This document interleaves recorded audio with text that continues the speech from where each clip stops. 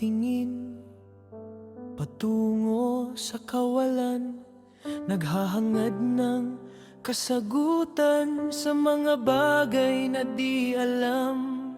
Gumuguhit sa isipan, bakit ito ang kinahinatnan sa mga bagay na kala ko'y walang hanggan.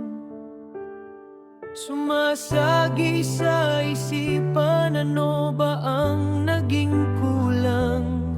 O baka naman nasobrahan kaya nagkaganyan.